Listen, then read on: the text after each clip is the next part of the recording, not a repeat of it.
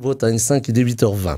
Bretagne 5, l'invité de la matinale. Et notre invité ce matin est Jean-René Carfentan. Il est vice-président du conseil départemental des Côtes-d'Armor, délégué à l'éducation et à l'éducation populaire. Il nous a rejoint au micro de la matinale en direct. Je l'en remercie. Bonjour. Bonjour.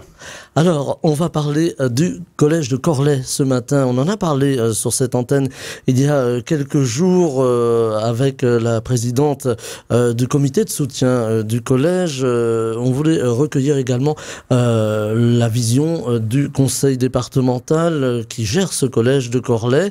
J'aurais voulu qu'on commence, si vous le souhaitez, un peu par la jeunesse. Qu'est-ce qui s'est passé? Pourquoi parle-t-on aujourd'hui autant du collège de Corlay qui est menacé de fermeture, hein, il faut bien le dire. Tout à fait, effectivement, c'est un sujet. Effectivement, le département s'est engagé dans une démarche de fermeture du collège de Corlay et d'un regroupement donc des deux établissements que sont les collèges de Corlay et de Saint-Nicolas-du-Pélem sur un seul site à Saint-Nicolas-du-Pélem à la rentrée, donc rentrée 2024. La genèse, en fait, à l'origine, en fait, ça date de quelques années maintenant. Au terme du PPIC, enfin, c'est le plan pluriannuel d'investissement des collèges qui programme les grosses opérations d'investissement. Au terme du PPIC 2029-2021, une étude prospective donc a été lancée. Et cette étude donc a croisé donc d'une part l'état bâtimentaire des 47 collèges publics que compte le département et d'autre part également l'étude a croisé ou a évoqué en fait la perspective de la démographie scolaire à court et moyen terme. Et donc cette étude avait pour objectif d'une part de vérifier la capacité d'accueil au sein des établissements, mais également de s'interroger sur l'équilibre entre les territoires qui existent aujourd'hui, et puis bien entendu à prioriser les futurs investissements, grosses opérations d'investissement pour le PPIC, donc, qui est désormais d'ailleurs adopté depuis le mois de juillet pour la période 2023-2028. Et à cette occasion-là, effectivement, de ces études, le constat a été fait, mais il existait depuis longtemps le constat sur le territoire de Corlay et Saint-Nicolas, on le sait toutes et tous, qu'il y avait des effectifs très faibles au sein des deux établissements. À Corlay, cette année, ce sont 65 enfants qui ont fait leur rentrée, 91 à Saint-Nicolas-du-Pélem. L'année dernière, c'était 71 à Corlay et 76 à Saint-Nicolas-du-Pélem. Et malheureusement, j'ai envie de le dire, malheureusement, cette dynamique démographique est négative depuis plusieurs années. Sur les 6 dernières années, on a compté 30% d'effectifs en moins, c'est considérable. Donc c'est une des raisons, effectivement, qui motive le conseil départemental aujourd'hui à envisager ce projet de fermeture de Corlay. Ça n'est pas la seule raison.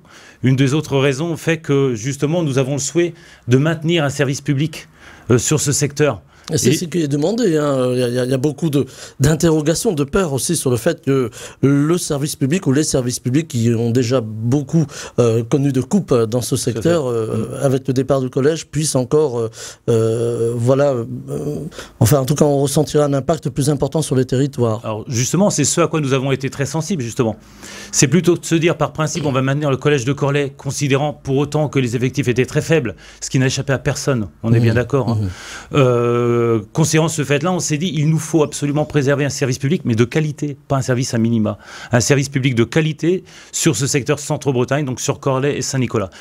Et quand on constate qu'effectivement la distance entre Corlay et Saint-Nicolas-du-Pélem n'est que de 8 km, il nous a semblé complètement logique d'envisager un regroupement des deux établissements avec, à terme, et ça je le dis parce que on l'entend trop peu souvent, une reconstruction sur site à Saint-Nicolas-du-Pélem d'un nouvel établissement, un nouvel établissement de territoire que l'on veut attractif et qui certainement contribuera à accueillir davantage d'élèves que le collège de Corlay et de Saint-Nicolas-du-Pélem ne font aujourd'hui, parce qu'on a constaté aussi, mais on le sait, une fuite, ce qu'on appelle une stratégie d'évitement des familles. Plus de la moitié des familles aujourd'hui n'inscrivent pas leurs enfants au sein de Corlay ou de Saint-Nicolas-du-Pélem. Une autre raison de cette décision-là, bien entendu, c'est l'état bâtimentaire des deux établissements qui pose aujourd'hui question, qui interroge vraiment. Avec la nécessité à court ou moyen terme d'envisager de gros travaux de reconstruction, notamment au niveau de la restauration pour Corlay, des fonctionnements, des aspects techniques, la mise en conformité également réglementaire pour tout ce qui concerne les changements de dispositifs de chauffage et ainsi de suite. Je ne rentre pas dans le détail. Et puis, ce à quoi nous étions très sensibles quand même, parce qu'on parle de l'enjeu effectivement de préserver un service public de qualité sur ce territoire-là, c'est aussi avant tout de mettre au centre du débat et de nos échanges l'intérêt de l'enfant. Alors justement, le comité qui s'est créé pour pouvoir conserver ce collège à Corlay met en face de vos arguments le fait que beaucoup de familles ne peuvent pas se déplacer, que ça va être compliqué, qu'il va falloir mettre un service de bus en place, etc. Est-ce que vous les rassurez là-dessus ? On se veut très rassurant et on le fait depuis le début de nos échanges, j'ai envie de dire, ou notre volonté d'échanger dans tous les cas. Parce qu'effectivement, en parallèle de cette fermeture du collège de Corlay et du regroupement des 2 établissements, il y a une réflexion concernant l'évolution de la sectorisation. Ça veut dire quoi? Ça veut dire qu'on va devoir redéfinir le périmètre du secteur de recrutement de ces 2 établissements-là et faire en sorte effectivement de bien définir quelles sont les communes qui vont intégrer donc le futur territoire de Saint-Nicolas du Pelem. Et dans cette optique-là, on s'est évidemment attaché entre guillemets les services pour ce qui est de la réflexion de la direction académique, des services de l'éducation nationale bien entendu, mais également on s'est attaché les services de la région, si vous me permettez l'expression, puisque c'est la région qui exerce sa compétence transport. Et nous étions évidemment très sensibles et très attachés à ce que cette évolution de la sectorisation et cette nécessité pour certains enfants de prendre, les enfants de Corlay, de prendre le car donc, dès la rentrée 2024 ne soit pas un handicap pour eux. Effectivement, la région s'engage aujourd'hui à faire en sorte que la distance et surtout la durée de transport soit bien adaptée et soit largement raisonnable. Alors il y a une redistribution aussi de la carte scolaire, elle va être modifiée de fait. Oui, tout à fait, effectivement. Alors donc cette modification de la carte scolaire, elle interroge aussi, là encore, les familles à Corlay. Là aussi, vous pouvez les rassurer là-dessus ? Oui, ça se veut très rassurant. Si je peux rentrer un peu dans le détail, effectivement, on a lancé cette démarche de réflexion et de concertation pour envisager une évolution de la carte scolaire. L'enjeu, l'objectif, c'est que la sectorisation puisse être cohérente, puisse être équilibrée à l'échelle de tout ce secteur-là. Et c'est la raison pour laquelle on ne s'est pas focalisé uniquement sur le secteur de Corlay et de Saint-Nicolas du Pelem, mais on a envisagé de façon plus globale une réflexion plus élargie. Pourquoi? Parce qu'on voulait s'assurer que sur l'ensemble de ce territoire-là, le secteur Saint-Nicolas, Corlay d'une part, mais également les collèges voisins que sont ceux de Rostrenin, de Quintin, de Gare-les-Dents par exemple, on ait un vrai équilibre de territoire. Avec, et ça c'est l'enjeu aussi, d'avoir au moins 2 divisions par classe à terme, à minimum. S'il y en a plus, évidemment, nous serons très heureux et c'est ce vers quoi nous allons travailler avec l'ensemble des acteurs du territoire. Et par rapport à cette sectorisation-là, un des enjeux, justement, c'était de faire en sorte que le transport soit facilité et faire en sorte que les enfants demain puissent bénéficier d'un collège où ils puissent non seulement travailler dans de bonnes conditions, mais également s'épanouir et faire en sorte de bénéficier de ce qu'on appelle l'émulation pédagogique. Alors je reviens sur ce terme-là parce qu'il m'a largement été reproché, ce terme. Il ne s'agit pas de remettre en question la dynamique pédagogique ou les compétences des enseignants bien entendu et des enseignantes. C'est avant tout s'assurer que cette émulation-là puisse générer des projets pluriannuels pédagogiques pérennes, plus importants qu'ils ce que sont aujourd'hui, parce qu'aujourd'hui, malheureusement, compte tenu que et à Corlay et à Saint-Nicolas du Pelem, nous n'avons qu'une division, enfin qu'une division qu'une classe par niveau, pardon, en 6e, en 5e, en 4e et 3e. Les équipes pédagogiques donc sont réduites, sont instables. Une seule professeure est titulaire en poste aujourd'hui à Corlay, donc ça rend plus difficile effectivement la démarche pédagogique. Alors on a entendu des voix qui disaient voilà, il y a un choix politique, voilà, c'est pas un choix pédagogique, c'est un choix politique. Qu'est-ce que vous répondez à ceux qui allez, je vais peut-être pas aller jusqu'au mot accusé, mais en tout cas vous reprochent ça? Oui, vous avez raison, ce sont des reproches assez malsains, malheureusement, parce qu'effectivement notre seul objectif et notre seul enjeu, c'est justement, comme je le disais, placer l'enfant au cœur du projet. C'est un terme qu'on entend souvent, mais là, clairement, c'est donner l'égalité des chances à l'ensemble des enfants, des collégiennes et des collégiens, qu'ils soient inscrits dans un collège en littoral, en urbain ou en zone plus rurale. Tous les enfants du département doivent bénéficier des mêmes conditions et des mêmes outils. Et ce sera le cas avec le futur collège de territoire à Saint-Nicolas du Pelem.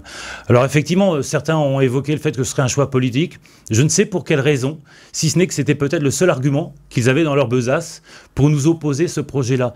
J'aime à souligner quand même et à rappeler que l'étude dont je parlais tout à l'heure, et notamment l'étude prospective sur les effectifs, a été lancée par la précédente majorité, l'actuelle minorité du conseil départemental. Ils l'ont lancé en 2020 ou 2021. Nous en avons tiré les conclusions. Donc je pense j'en suis même certain, que si cette démarche de lancer une étude avait été initiée, c'était bien pour en faire quelque chose. Et en toute responsabilité, aujourd'hui, effectivement, on fait ce choix parce que c'est ce qui nous assure le fait de maintenir un collège en Centre-Bretagne sur le secteur Corlay-Saint-Nicolas-du-Pelem. Alors la décision du conseil départemental interviendra lundi prochain, le 18 décembre. Elle sera irrévocable, c'est-à-dire s'il y a décision de fermeture, il n'y aura pas d'appel possible? Alors le principe effectivement de la session de lundi prochain, du 18, c'est de pouvoir se réunir dans le cadre d'une session donc ouverte au public. Les élus du conseil départemental seront appelés à délibérer sur deux sujets. L'un concernant la fermeture du collège de Corlay, effectivement, et l'autre concernant donc l'évolution de la sectorisation telle qu'on l'a imaginée. Et je me permets de revenir là-dessus sur l'évolution de la sectorisation, parce que je ne suis pas rentré tout à l'heure plus dans le détail. L'évolution de la sectorisation telle qu'on l'imagine demain, c'est de rattacher donc la commune de Corlay, celle du Haut-Corlay et celle de Plus-Sulien, donc au collège de Saint-Nicolas-du-Pelem. Et quand j'évoquais tout à l'heure la concertation concernant la sectorisation, nous avions envisagé peut-être d'autres hypothèses, mais au regard des échanges, des réserves qui ont été émises par les uns et les autres, je pense sur le secteur de Rostrenin notamment, sur celui également de la commune nouvelle de Beaurepos-sur-Blavet, eh ben, nous avons considéré effectivement qu'il était légitime et important de préserver le statu quo et ne pas remettre en question. Donc demain, ce seront seulement ces trois communes-là qui seront associées à Saint-Nicolas-du-Pelem. Et pour les trois autres communes que sont Saint-Mahieu, l'Armois et Saint-Martin-des-Prés, elles sont resectorisées sur un autre collège, Saint-Mahieu à Guerlédan et puis l'Armois et Saint-Martin-des-Prés à Quintin.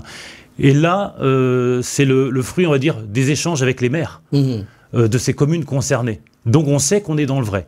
Malheureusement, on n'a pas pu concerter, on n'a pas été reçu par les trois maires de Corlay, du Haut-Corlay et de Plus-Sulien, donc on n'a pas pu vraiment approfondir la démarche qui se veut constructive. Vous avez pu discuter avec le comité de soutien du collège de Corlay. Voilà, on a eu le sentiment, lorsque on a entendu la présidente ici sur l'antenne de Bretagne 5, que la communication était difficile, le dialogue était difficile. Oui, c'est un fait, malheureusement, on le regrette. Le dialogue est difficile. Nous avons souhaité, fin mai, donc pouvoir entamer des échanges. On a eu ce qu'on peut appeler une fin de non-recevoir, très clairement. Aucun dialogue n'est possible aujourd'hui. C'est à sens unique. Donc on a réitéré les démarches de concertation. Je me suis, moi, personnellement, rendu à plusieurs reprises sur le secteur de Corlay ou de Saint-Nicolas-du-Pelem pour échanger. Je n'ai pu échanger, je le disais, avec certains maires du secteur, avec certaines personnes référentes des établissements, des parents d'élèves, mais pas avec les membres du collectif comme on aurait pu l'avoir. C'était un peu frontal, malheureusement. Et clairement, à l'échelle des maires, et notamment du maire de Corlay, il y a une volonté de balayer du revers de la main toute possibilité d'échange, au-delà du seul sujet de la fermeture de Corlay, puisqu'il y avait une opportunité aussi à réfléchir sur d'autres sujets, pour justement s'assurer que le futur collège à Saint-Nicolas-du-Pelem soit très attractif et que l'on puisse, avec l'ensemble des acteurs du territoire, construire un projet éducatif de territoire qui réponde aux atouts de ce secteur-là et qui nous permette justement d'encourager plus facilement les familles à inscrire leur enfant sur le collège. Alors on a la Cour des comptes aussi, qui a été proche du dossier, qui a été consulté et qui a qui n'a pas rendu d'avis. La Cour des comptes n'a pas pris de décision, je vais y arriver, n'a pas pris de décision. Est-ce que pour vous c'est plutôt un signal intéressant ou au contraire vous émettez des réserves? Alors, le principe de la Chambre régionale des comptes, effectivement, c'est de ne pas donner, de faire de décision, c'est de donner des préconisations. Et dans le cadre de sa démarche, effectivement, la Chambre régionale des comptes a effectué le diagnostic concernant la gestion des collèges par le Conseil départemental sur la période 2016-2021. Elle a rendu son rapport, que j'ai eu l'occasion de présenter en assemblée plénière au mois de juillet. Et ce rapport dit plusieurs choses. Et il préconise notamment, ou il identifie notamment des secteurs sur l'ensemble du département, des secteurs en fragilité. L'un notamment, celui de Corlay-Saint-Nicolas-du-Pelem, en très grande fragilité, et trois autres dans des fragilités plus relatives. Pour ce qui concerne Corlay-Saint-Nicolas-du-Pelem, la Chambre régionale des comptes préconise deux choses, deux hypothèses. La première consistait à fermer un des deux établissements et d'envisager un regroupement sur, des deux collèges. La deuxième hypothèse, c'est de fermer très clairement les deux établissements, considérant leur fragilité, notamment pour ce qui concerne les effectifs scolaires. Évidemment, au niveau fusion. Voilà, ce qui aurait des conséquences quand même sur le centre Bretagne, le Crèse-Braise, hein, comme on l'appelle. Justement, c'était inenvisageable, la fermeture des 2 collèges. C'était clairement inenvisageable et c'est ce quoi nous sommes refusés. Et en responsabilité, même si le choix n'est pas facile, c'est la raison pour laquelle nous avons pris l'option d'engager une démarche de fermeture d'un des 2 établissements. Un des 2 établissements. En l'occurrence, c'est celui de Corlay. Pourquoi? Mais pour des raisons que j'ai largement évoquées. Parce que, d'une part, à Saint-Nicolas-du-Pelem, effectivement, c'est la garantie de pouvoir effectuer des travaux sur site et en site occupé. Et puis parce que si nous avions fermé Saint-Nicolas-du-Pelem, on aurait créé, comme vous le disiez, un grand vide dans ce secteur-là. Et c'était impensable. Aujourd'hui, en préservant un collège public à Saint-Nicolas-du-Pelem, on garantit un équilibre au niveau du territoire, un équilibre géographique. Alors, on vous a reproché évidemment aussi la gestion comptable. On a dit, voilà, le conseil départemental veut faire des économies, des coupes budgétaires, donc on économise et c'est sur Corlay que ça tombe. Là aussi, qu'est-ce que vous répondez à celles et ceux qui vous accusent un petit peu de faire de la gestion comptable, justement? J'ai envie de dire qu'on n'a pas beaucoup d'arguments à développer pour être en opposition ou pour faire des objections, on essaie de trouver tous les arguments possibles et inimaginables. Chacune et chacun qui connaît ce dossier, qui s'est un minimum intéressé et qui se montre un minimum sensible à l'intérêt de préserver un service public de qualité sur le secteur-là, de Corlay-Saint-Nicolas-du-Pelem, ne peut pas opposer cette objection de l'aspect comptable. Bien entendu, ça n'est pas un aspect comptable. On l'a dit. C'est l'enjeu, l'enfant, apporter des qualités d'enseignement et des conditions d'exercice optimales pour les enfants. J'ai envie de dire, si ça avait été le cas, on n'aurait pas adopté toutes les politiques départementales telles qu'on le fait aujourd'hui. Dans le cadre de la protection de l'enfance, par exemple, aujourd'hui, on a augmenté notre budget de 30%. C'est révélateur, justement, de la volonté du conseil départemental, ou de sa majorité, dans tous les cas, à accompagner l'enfance, et même au-delà de l'enfance, du plus jeune âge jusqu'au plus ancien, puisqu'on travaille également sur l'autonomie et la personne en situation de handicap. Et non, la seule chose qui nous a animés et qui nous a motivés, effectivement, c'est l'enjeu concernant l'émulation pédagogique et l'intérêt de préserver un service sur le secteur Centre-Bretagne. Après, effectivement, il y avait l'enjeu bâtimentaire, mais là aussi pour apporter de bonnes conditions d'exercice. Ça a un coût, soit, mais on l'assume, bien entendu. Alors aujourd'hui, l'éducation est un peu au sein de la réflexion, bien au-delà des Côtes d'Armor, on l'entend un peu partout en France, avec beaucoup de difficultés à enseigner pour les enseignants aujourd'hui, beaucoup de difficultés à avoir des classes des fois un peu moins chargées. Alors là, ça va peut-être être du ressort de l'éducation nationale. Mais est-ce que un département comme les Côtes d'Armor veille justement à ce que bien ça se passe bien finalement? On a aussi d'autres phénomènes plus graves. On pense à la radicalisation de certains élèves dans un contexte qui est ce qu'il est, qui est très compliqué. Est-ce que justement le conseil départemental a, j'allais presque dire, un œil là-dessus? Alors le conseil départemental a un œil sur les sujets qui le concernent et sur les sujets pour lesquels il est légitime. Ça ne nous empêche pas effectivement d'être très sensible et vigilant à tout ce qui se passe autour. Là, en l'occurrence, pour le volet pédagogique, ça relève de l'éducation nationale, comme vous le savez. Maintenant, effectivement, on est quand même étroitement associés, puisque dans le cadre de nos projets, notamment d'entretien, mais surtout de création de nouveaux établissements ou de réhabilitation d'établissements, nous devons prendre en considération le volet pédagogique pour faire en sorte que dans notre programme type bâtimentaire, les espaces soient suffisamment dimensionnés, les espaces soient suffisamment adaptés, justement pour que les collégiens et collégiennes puissent apprendre et s'épanouir dans de bonnes conditions. Alors il y a aussi l'aspect de sécurité. Alors là, il n'y en a pas évidemment sur Saint-Nicolas-du-Pelem ou même Corlay, pardon. Il n'y a pas ces problèmes-là, mais il y a d'autres collèges qui sont dans des zones urbaines où on commence à avoir des incivilités, par exemple le deal à la porte des collèges. Ça arrive aussi ici dans les Côtes d'Armor, malheureusement. Est-ce que là aussi c'est quelque chose qui est de nature à vous préoccuper pour les années à venir? S'il va falloir en quelque sorte mieux sécuriser les collèges ou en tout cas faire en sorte que voilà, le deal, par exemple, ne s'invite pas dans le collège? Évidemment, le deal ne doit pas s'inviter dans les établissements, dans le collège, bien entendu. En matière de sécurité, de toute façon, le département a l'obligation de mettre en sécurité donc ces établissements, ces collèges. Et c'est un enjeu auquel nous sommes très attachés. Et c'est ce sur quoi on s'est déjà engagé. Et dans le cadre du plan pluriannuel d'investissement des collèges dont je faisais écho en préambule, sur la période 2023-2028, on s'inscrit d'ailleurs dans la continuité de ce qui a fait sur les dernières années. C'est-à-dire qu'on sécurise l'ensemble des périmètres des établissements pour éviter les intrusions. Déjà dans un premier lieu. Et après, effectivement, il y a une démarche, et dans le cadre de notre accompagnement au projet pédagogique et éducatif, évidemment qu'on sensibilise, alors pas sur les sujets dont vous venez de parler, mais sur des sujets qui sont en lien avec les politiques départementales et qui doivent contribuer justement à rendre plus sereins les élèves et à faire en sorte qu'ils se trouvent bien au sein de leur établissement et qu'ils n'aient pas envie d'envisager autre chose. Alors vous parliez tout à l'heure des relations entre la région et le département pour les déplacements scolaires. Alors souvent ils sont pointés du doigt, ces déplacements scolaires. Les auditeurs nous écrivent en disant oui, mais voilà, les horaires, c'est pas toujours simple, et puis l'écart, et puis quand... Voilà. Est-ce que là aussi il y a une réflexion à avoir dans les années qui viennent pour essayer de mieux coordonner le transport scolaire dans les Côtes-d'Armor? Alors clairement, il y a une réflexion à avoir, mais la réflexion, elle existe déjà entre la région, qui exerce la compétence transport, et avec le département, mais également, j'ai envie de dire, avec les communes, qui sont plus en proximité encore, puisque effectivement la région met en place des lignes de transport. Après, il y a une réflexion avec les acteurs de proximité pour décider de l'endroit le plus opportun pour mettre en place les arrêts.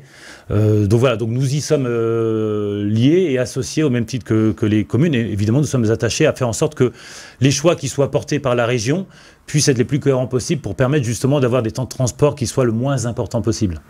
Alors un presque dernier mot, on a encore un petit peu de temps. Moi, je notais tout à l'heure en vous présentant Jean-René Carfantan que vous étiez délégué à l'éducation et à l'éducation populaire. Alors on en parle beaucoup de l'éducation populaire. Aujourd'hui on dit voilà, il faut revenir à l'éducation populaire. Qu'on a perdu de vue ou qu'on a un petit peu mis de côté. En quoi ça pourrait consister aujourd'hui pour un département comme les Côtes-d'Armor de remettre au goût du jour, de remettre sur l'avant-scène l'éducation populaire? L'éducation populaire telle qu'on la conçoit et telle que je la conçois personnellement, c'est effectivement accompagner, encourager les personnes, quel que soit leur profil, à exercer leur citoyenneté plus facilement qu'est-ce qu'elles sont peut-être en capacité de faire aujourd'hui. Nous avons mis en place un plan de démocratie au sein du département et grâce à ce dispositif-là, aujourd'hui, on a des leviers d'action pour faire en sorte que les personnes puissent aujourd'hui se construire par le biais des associations, par le biais des accompagnements que nous, on peut mettre en place dans un schéma un peu moins classique que, on va dire, l'instruction telle qu'elle est effectuée au sein des collèges, par exemple. Mais c'est une complémentarité. Et aujourd'hui, on est très heureux de pouvoir accompagner des associations, effectivement, globalement, toutes les associations du département, quel que soit leur caractère. Mais pour ce qui concerne mon domaine de compétences et en lien avec l'éducation populaire, les associations aujourd'hui qui œuvrent dans ce domaine-là, qui accompagnent les personnes, qui les rassurent, qui les protègent et qui leur permettent justement de les valoriser et d'exercer leur citoyenneté autrement. On a aujourd'hui une société fracturée, hein, ça ne nous aura pas échappé.